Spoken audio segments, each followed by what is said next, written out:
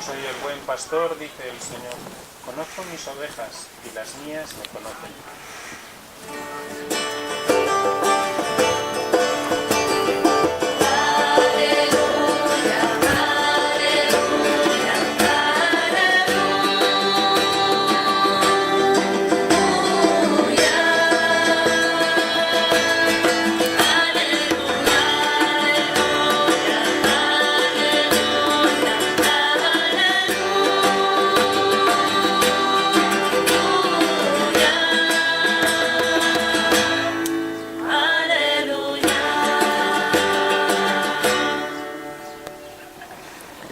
El Señor esté con vosotros. Lectura del Santo Evangelio según San Juan.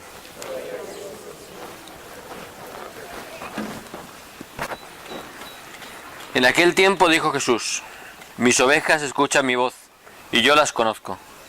Ellas me siguen, y yo les doy la vida eterna. No perecerán para siempre, y nadie las arrebatará de mi mano. Mi Padre que me las ha dado, supera a todos, y nadie puede arrebatarlas de la mano de mi Padre. Yo y el Padre somos uno. Palabra del Señor.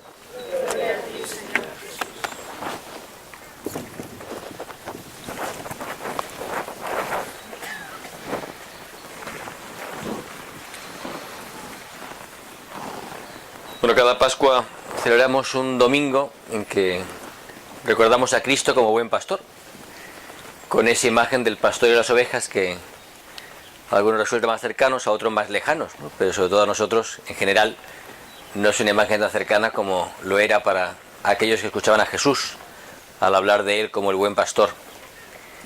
Sobre todo ayer, cuando hablaba del buen pastor, le preguntaba ¿qué hace el pastor con las ovejas? Yo esperando que me dijeran que las cuidaba, que las quería mucho, y me dijeron, las engorda y luego las mata. Entonces, claro, toda la mística y el romanticismo de la imagen del buen pastor se me fue al suelo en un momento.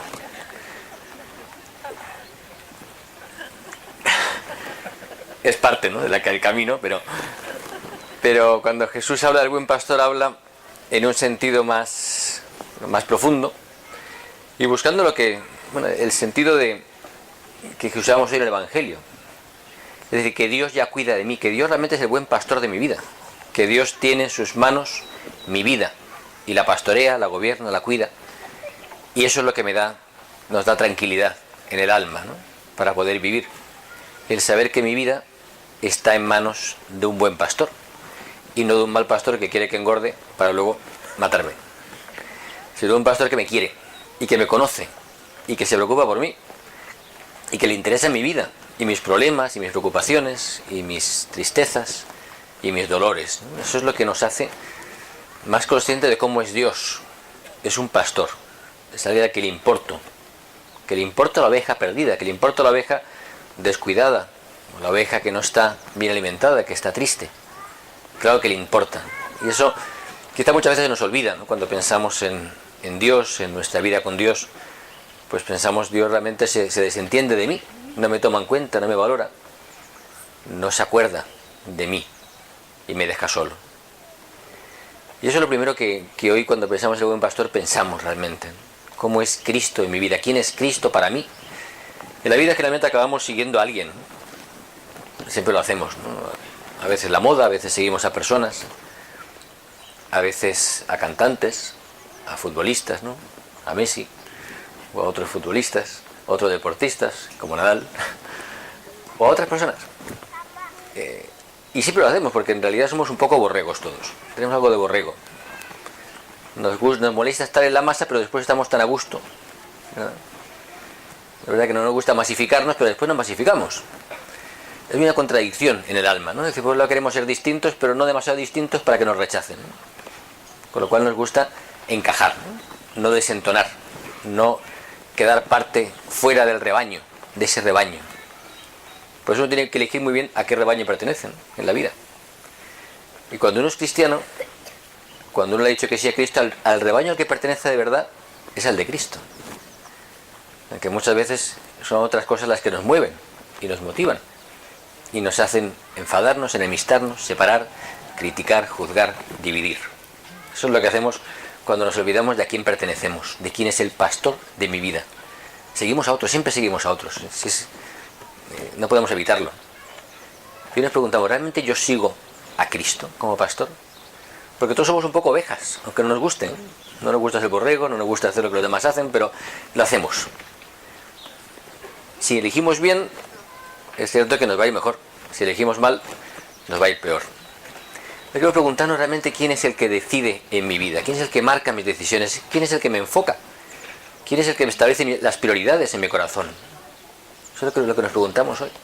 Si realmente soy oveja, si realmente quiero obedecer a alguien, obedezco a Cristo, obedezco a Dios, me siento parte de la iglesia, con todo lo que eso significa muchas veces, me siento parte de esa iglesia con pecado, con debilidad, con otras ovejas alrededor, tengo conciencia de que soy parte de una iglesia que es comunidad, que es fraterna, que es solidaria. ¿Soy solidario con los que más sufren, con los que están más lejos, con los que tienen menos que uno? ¿Soy solidario? Esa es la pregunta que nos hace el ser oveja. La oveja se preocupa de la otra, de la que está al lado. Me preocupo del que está al lado. No solamente es que sigo un pastor, sino que además soy consciente de que formo parte de una comunidad a la que cuido, de la que me preocupo, por la que lucho. No nos salvamos solos. Yo creo que esa imagen que está siempre presente en la iglesia, no nos salvamos solos. No me salvo yo con Dios, sino me salvo con otros, en comunidad, me salvo con la familia, con mi familia, de sangre, pero también con mi familia cristiana. Me salvo con otros. Y eso es una experiencia muy bonita y muy dura muchas veces. Porque me salvo con el que me cae mal. Y a lo mejor en el cielo voy a estar con el que me cae mal. En la otra nube. Y ahí no me va a caer mal, por supuesto, pero me va a caer mejor. Pero me he perdido la oportunidad de estar bien con él aquí. Porque no he estado bien. Porque no he estado en paz. Porque no he tenido paz en el corazón frente a él. Porque no he estado unido, ni reconciliado, ni alegre con él. Caminamos juntos y eso se nos olvida muchas veces y hacemos la zancadilla, ¿no? Para que otro camine más despacio. Incluso en la iglesia. Cuando estar en la iglesia se convierte en una aspiración al poder, a tener más poder que otros. Cuando ahora el Papa Francisco decía con claridad, el poder es servicio, el poder del amor, el servicio del amor.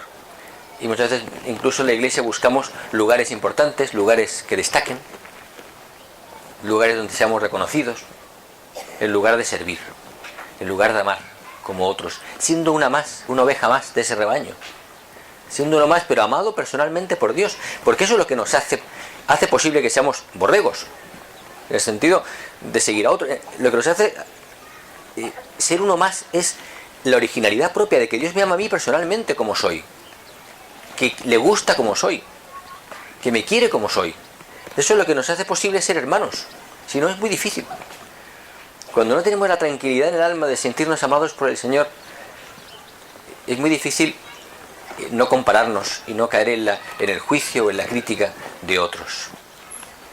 Pero también para eso necesitamos personas que sean pastores, y todos somos pastores en el fondo del corazón, ¿no? Es verdad que hoy pedimos especialmente por las vocaciones religiosas, por la jornada de este fin de semana, y pedimos especialmente hoy por los sacerdotes y por el Papa, como el buen pastor de nuestra iglesia, el Papa Francisco, por los obispos, nuestros pastores, por los sacerdotes, y pedimos por vocaciones, por supuesto, para que haya más pastores dentro de la iglesia en ese ministerio del sacerdocio. Pero también pedimos hoy por el ser pastor que todos llevamos en el alma, porque todos somos oveja y pastor. Y a todos nos toca pastorear algo, ¿no? A los hijos toca pastorear a lo mejor a los más pequeños. Y a todos le tocará siempre a alguien, aunque sea el osito al final. Uno siempre pastorea. Y en la vida uno siempre tiene la misión de cuidar a otros. Qué bonita la descripción que hace siempre el Evangelio del buen pastor, el que da los pastos más verdes, el que se preocupa de la oveja perdida.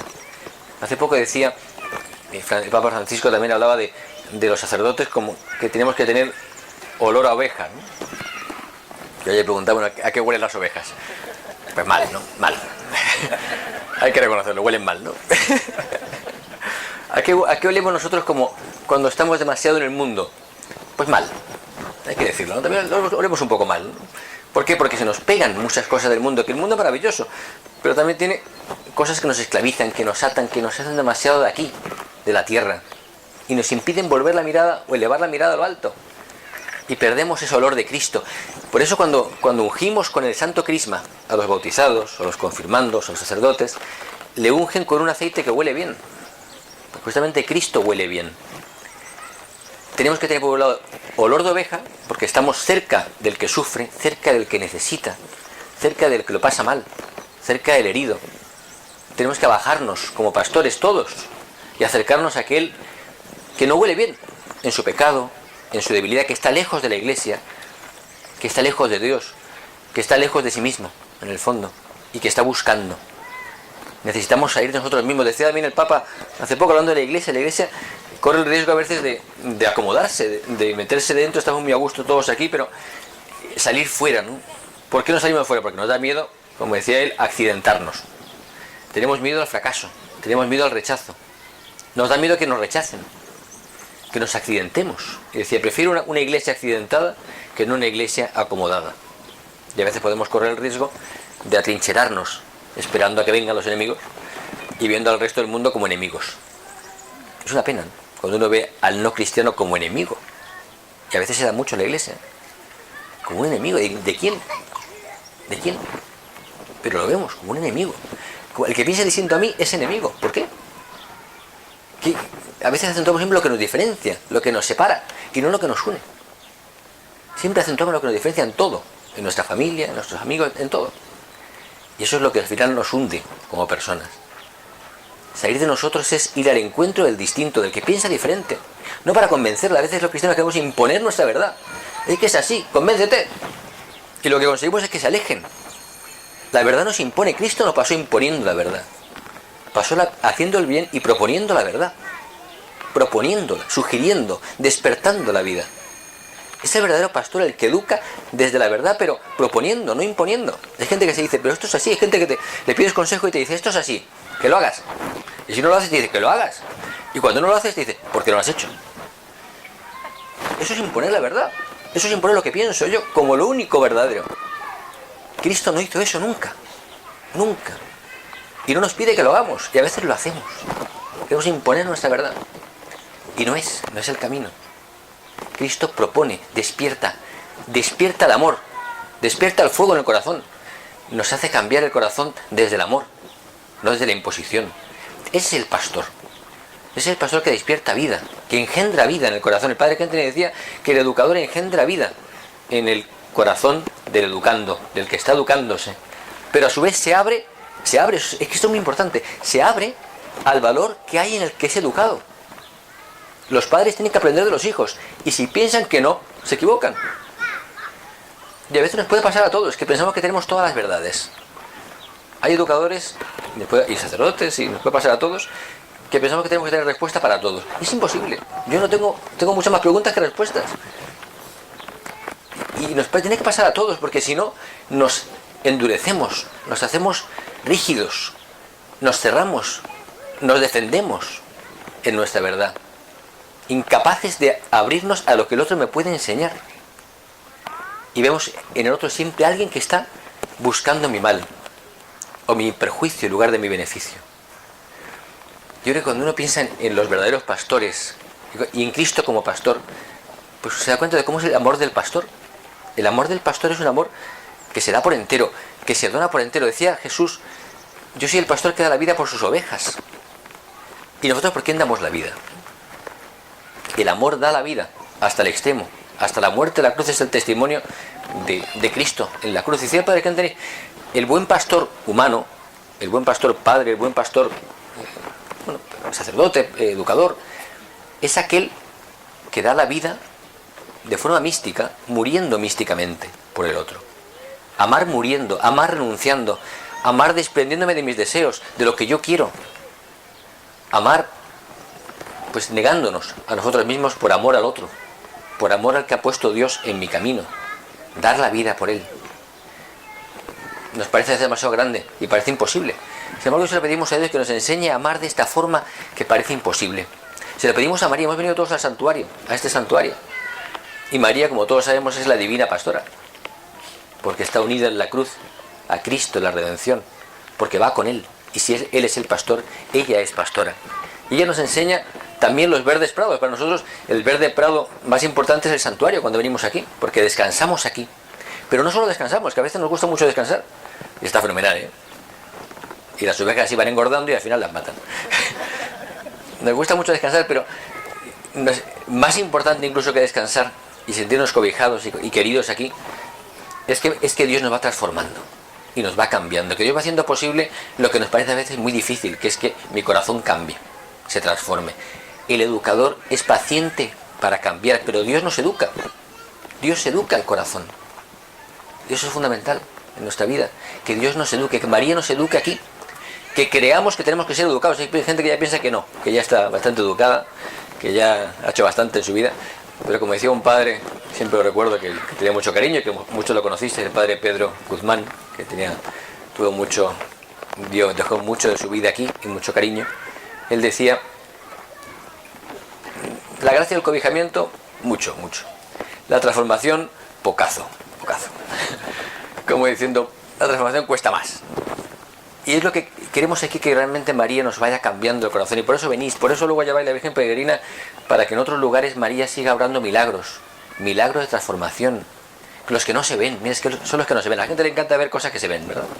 Milagros espectaculares, un cojo que anda, un mudo que habla, un ciego que ve. Eso nos encanta, ¿verdad? Pero los que no se ven nos parecen bastante cutres, muy pobres. Vaya milagrito, este no. Y son los más importantes. Si la Iglesia se ha transformado no con cojos que andan. Es que no se ha transformado así el mundo. No ha sido el milagro. Los milagros físicos no han cambiado el mundo. Los han cambiado los milagros interiores de corazones entregados por amor a los demás. Eso es lo que ha cambiado el mundo. Los milagros que no se ven, que se han visto en obras después, en coherencia, en autenticidad de vida, en sencillez, en amor. Esos son los milagros que han cambiado el mundo y que lo siguen cambiando hoy. No los cojos que andan, que está fenomenal, pero no es el milagro que transforma el mundo. Son signos de fe, son signos de la fuerza de Dios. Los milagros interiores son los que transforman la Iglesia y transforman el mundo.